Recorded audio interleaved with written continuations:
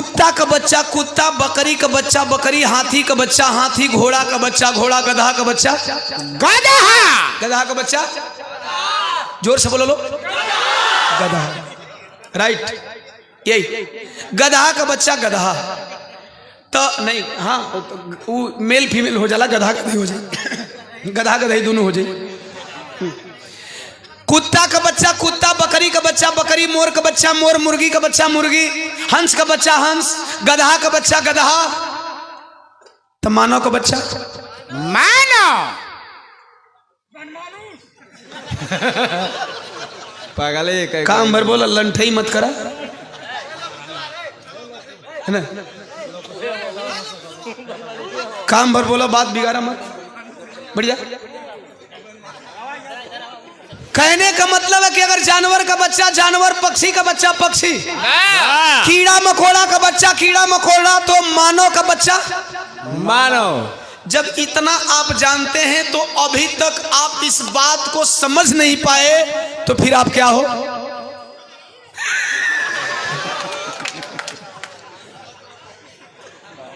इतना समझाने के बाद कि बकरी का बच्चा बकरी होई, कुत्ता का बच्चा कुत्ता होई, बिल्ली का बच्चा बिल्ली होई, हंस का बच्चा हंस होई, मोर का बच्चा मोर होई, घोड़ा का बच्चा घोड़ा होई, गधा का बच्चा गधा होई, तो मानव का बच्चा फिर अहिर चमार धोबी पासी मुसर कोरी कुर्मी बिंद मला हनोनिया चौहान कैसे हुआ से? मानव का बच्चा मानव मानव। और इसी को बरगला करके चंद मुट्ठी भर लोग आप पे राज करते हैं, आप पे शासन करते हैं। इसी का नाम अंबेडकरवाद है, इसी सिद्धांत का नाम समाजवाद है, इसी सिद्धांत का नाम साथियों बहुजनवाद है। इसी सिद्धांत का पालन करो, आप एक हो जाओ। तो ओम प्रकाश दीवाना कहता है,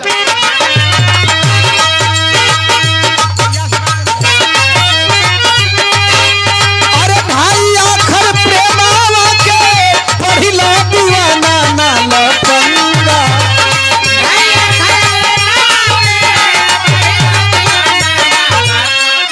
500 रुपया। अच्छा, ये लाइन पे दंगा के नाम पे गंगा। 500 रुपया चरणों में प्रणाम। तमाम अवाम के कोट कोट संग आशीर्वाद में शांति स्नेह दुलार का कामना बा। कबीर दास जी लिखते हैं, पोथी पढ़ पर जग बुआ पंडित भयाना कोई, ढाई आखर प्रेम का पढ़े सो पंडित हो। ढाई आखर प्रेम का है क्या? ये नेता जानते हैं क्या? नहीं जानते। नेता जानते तो जातिवाद की बात नहीं करते। ये ठीका वाले जानते हैं क्या? नहीं जानते। ये जानते तो जातिवाद की बात नहीं करते। हम भी नहीं जानते हैं, शायद आप भी नहीं जानते हैं, लेकिन हम सब जानते हैं। कब जानते हैं? जब हमारी उम्र करीब करीब 1 वर्ष से लेकर के 5 से 7 वर्ष तक होती है। समझिए, यह सेंटेंस बहुत प्रिय है और यह सेंटेंस इस गीत का सारांश है। 5 से 7 साल का बच्चा, रोड के उस पार दूसरे बिरादरी का बच्चा, रोड के इस पार दूसरे बिरादरी का बच्चा।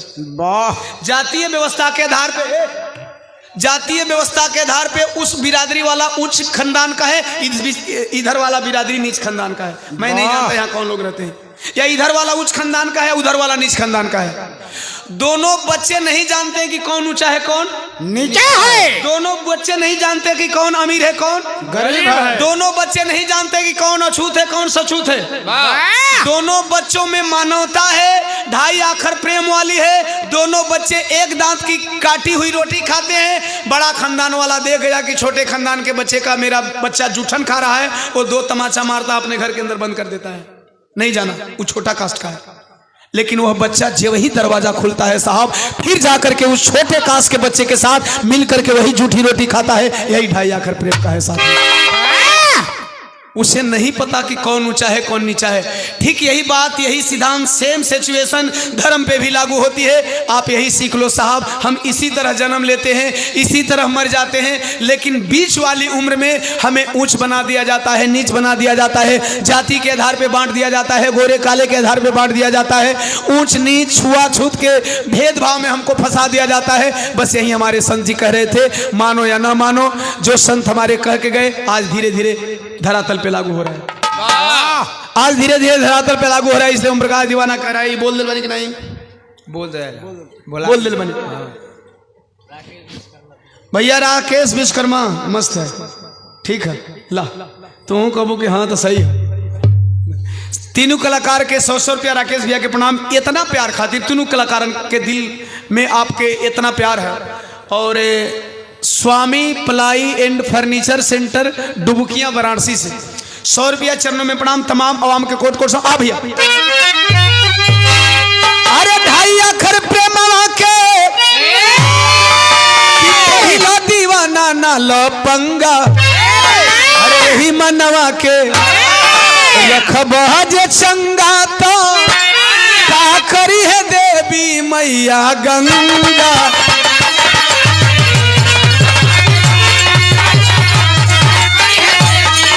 बहुत अच्छा।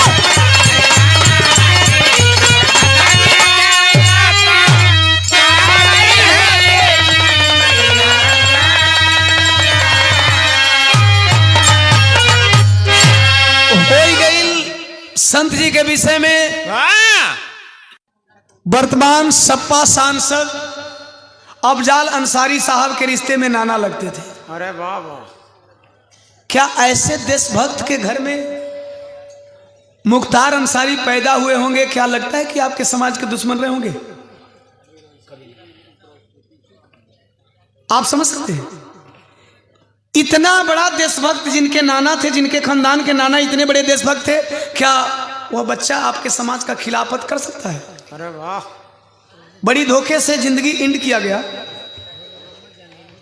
बहुत दिन से हम बताते आ रहे हैं, आजकल स्टेटस पे भी लोग लगा रहे हैं मुर्गे को कटना है। वाह, फर्क इतना है साहब, चिल्ला वही मुर्गा रहा है जो कट रहा है। हाय हाय हाय, बारी बारी से सबकी बारी आ जाएगी, संभल जाओ। हिंदू मुस्लिम के नाम पे लड़ना बंद कर दो, जाति के नाम पे टूटना बंद कर दो। अगर एकजुट नहीं होगे तो बारी बारी से उसी तरह से कुचल दिए जाओगे। ब्रिगेडियर मोहम्मद उस्मान अलविदा कह गए। अब ब्रिगेडियर उस्मान के आगे पीछे रोने वाला कोई नहीं था। हाय हाय, चूंकि मैंने नाना बताया तो ये सगे नाना नहीं थे, परिवार के नाना थे। क्यों नहीं रोने वाला था तो ये सुनिए। अपने 36वें जन्मदिन से केवल 12 दिन पहले हाय हाय, अलविदा कह गए देश को। वाह, तो